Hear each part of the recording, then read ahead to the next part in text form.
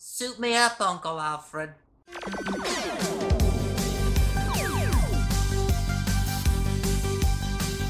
What's going on, everybody? Thank you for watching. I'm the Movie Maniac, and we're here at the new setup. It's been a long time coming. We're going to get this show on the road. Today I'm reviewing Captain Marvel, which apparently Marvel wants you to see before Endgame comes along, which I did a trailer reaction for. I'm going to link to it below. So here's the deal. If you have been on the internet looking this up, there's been a lot of controversy around Captain Marvel and the build-up to this movie. Look, there's so many videos and articles and noise on that. My goal is to give you an honest review of the film.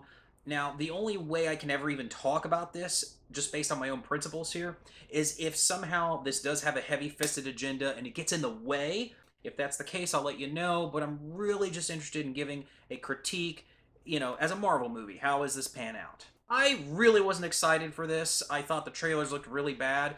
But it's a little different than things are made out to be. As a matter of fact, the movie starts in a very heavy sci-fi oriented setup. It takes place on an alien planet. Don't worry, I won't get too into it, just so I can preserve the surprise for everyone here. And it's damn cool. It seems ambitious, a little smarter than the average bear, and it looks like this is going to try and reach new heights that maybe some of these other films hadn't really tried to go to before. Now, keep in mind, this is quickly discarded once we get to the second and third act of the movie, but the idea that it even starts that way is pretty impressive. Three things that I really liked about Captain Marvel are Jude Law's performance.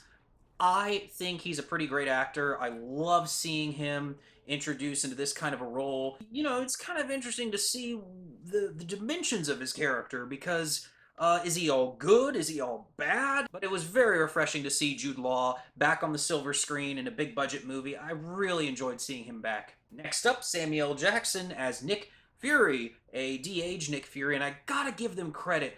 I don't know how they did the de-aging process on him in this film, because usually it's a little distracting, they come in with the CG and you can kind of tell what's going on.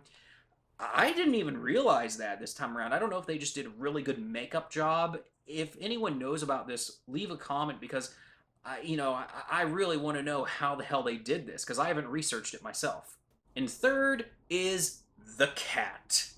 That's all I'm going to say. There is a cat in this movie. I believe his name is Goose, or her name. And wow, what a wonderful addition to the MCU. It becomes one of the main group of characters, and I hope we see more of this furry little creature.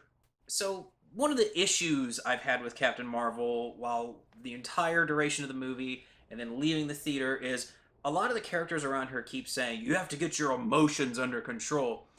But Brie Larson as Captain Marvel is almost emotionless. And I don't know if that's how she is in all of her movies. I haven't really seen much with her in it. Maybe this was a failure on the director's part to bring it out of her. I have no idea, but either way, it's completely inexcusable. She doesn't give a bad and awful, terrible performance. It's just very muted. It's very vanilla. It's very just kind of blasé. I will say I was very concerned, though, because when I saw the trailers for this movie, I just got Alicia Silverstone as Batgirl vibes. Luckily, that did not come through in the final product. I'm very grateful for that. Now, there are a lot of people, all that aside, saying that Captain Marvel is kind of boring. How do I know this? Because I don't really read a lot of reviews prior to doing this review, because I want to give you my take.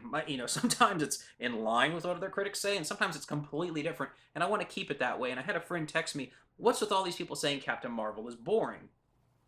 I don't know. I didn't consider it to be a boring movie. The only answer I had was that in the second act, it's not overloaded with action.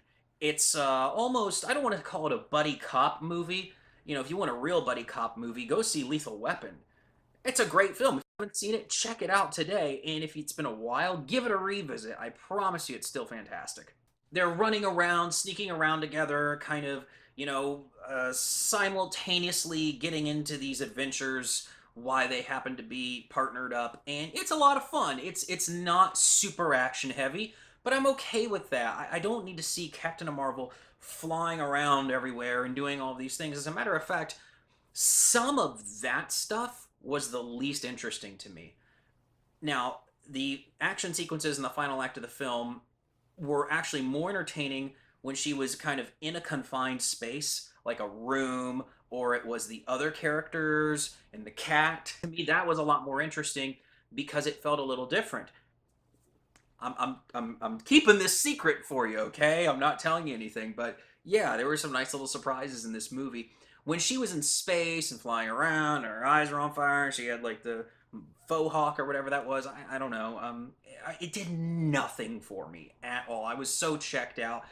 I mean, I could not care less, and I'm glad that we didn't have an overabundance of that. I'm glad it was kind of scarce, and I'm sure that's pissing some people off. But for me, that's the kind of thing I just don't want more of. I'm happy that this movie seemed to move away from that as much as possible.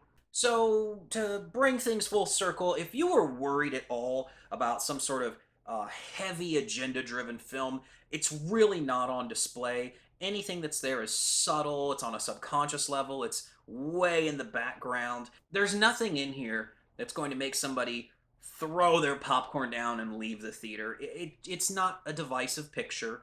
It seems to actually strive to have as much unity as possible, which was great because I feel like Spider-Man Into the Spider-Verse, which was easily in my top 10 of 2018, did the same thing where it could have gotten preachy, but it didn't, and it brought everybody together. And I think Captain Marvel is making an attempt to do the same thing, and that's what a lot of people were concerned about prior to buying a ticket to see it. So no worries. It's a very inclusive film, and it doesn't kick one group out and promote another. I think it's all pretty level playing field on display.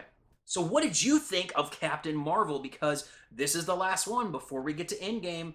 By the way, make sure to stick around in the credits. You're gonna like it. What did you think though? Because apparently it's getting mixed reviews.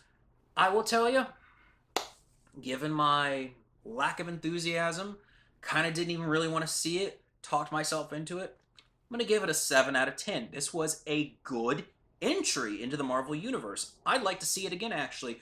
The strong sci-fi elements that are on display, especially in the beginning of the picture, that then kind of come back a little bit here and there.